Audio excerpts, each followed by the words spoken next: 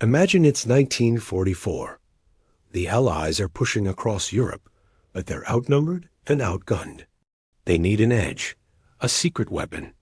But this weapon isn't a new tank or a faster plane. It's an army of artists, actors, and sound engineers. This is the story of the 23rd Headquarters Special Troops, better known as the Ghost Army. Their mission was simple, but genius: deception. They were a traveling roadshow of illusion, tasked with fooling the German army into thinking the Allied forces were somewhere they weren't. And how did they do it? With rubber, sound, and a whole lot of creative thinking. Let's start with their primary tool: inflatable tanks. That's right, inflatable. From a distance, these rubber decoys looked exactly like real M4 Sherman tanks. Up close, you could see they were just big balloons.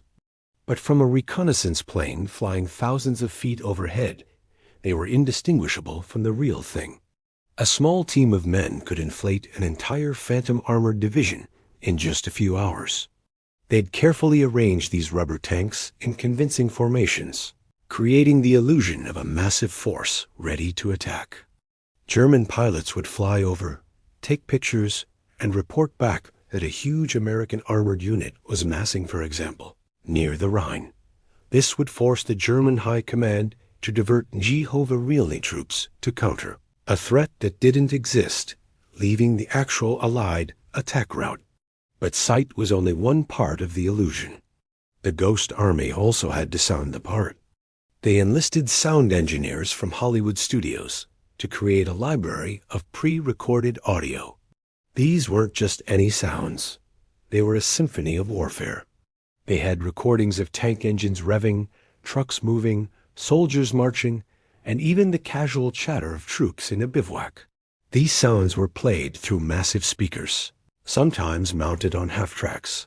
That could be heard up to 15 miles away. Picture this. Under the cover of darkness, the Ghost Army would roll into a quiet French valley. The inflatable tanks would be pumped up. Then, the sound crew would start their performance. The rumble of a Phantom tank column would echo through the hills. The clatter of equipment, the shouted orders of non-existent officers. It was a carefully choreographed audio play. To any German listening posts nearby, it sounded like tens of thousands of American soldiers were setting up camp for a major offensive. The psychological impact was immense.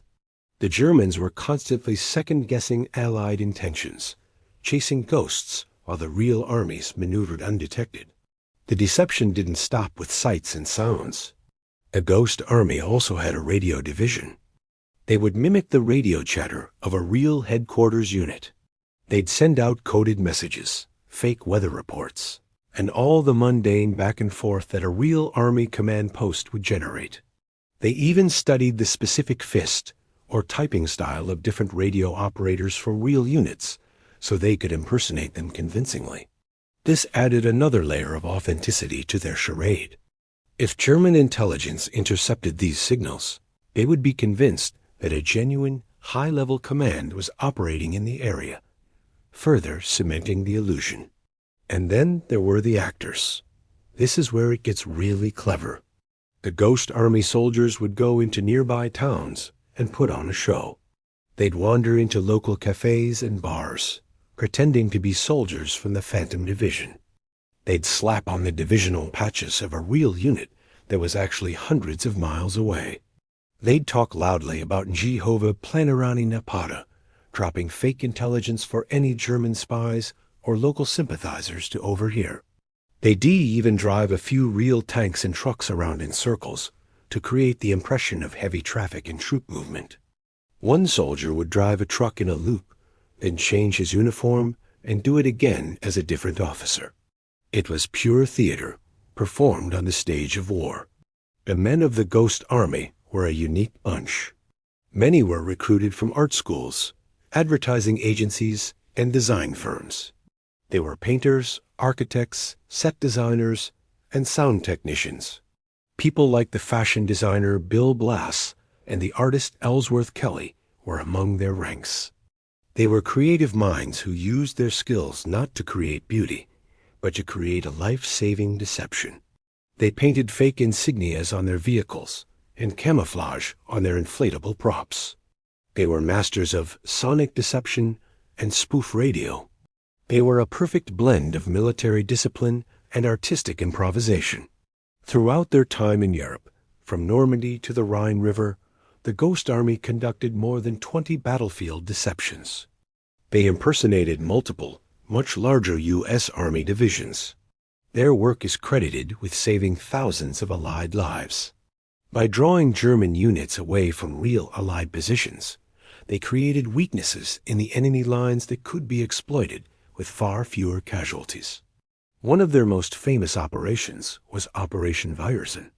In March 1945, they impersonated 2 entire American divisions, containing about 30,000 men, to draw German attention away from a crucial Rhine River crossing. With their inflatable tanks, powerful speakers, and theatrical tricks, they convinced the Germans that a massive attack was imminent.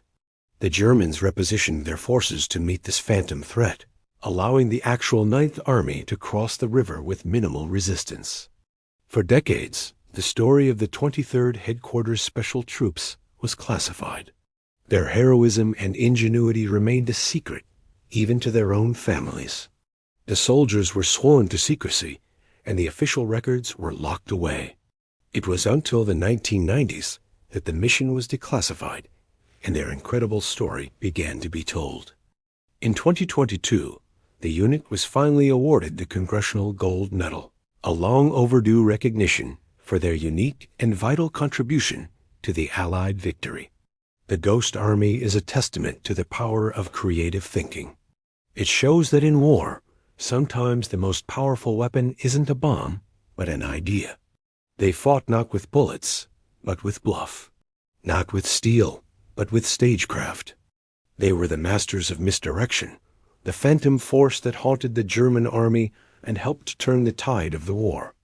Their legacy is a reminder that courage and ingenuity can come in the most unexpected forms. So next time you think about World War II, remember the inflatable tanks, the Hollywood sound effects, and the army of artists who proved that sometimes the biggest deceptions can lead to the greatest victories. Thanks for watching. If you enjoyed this piece of hidden history, make sure to like this video and subscribe to the channel for more stories you won't find in the textbooks. See you next time.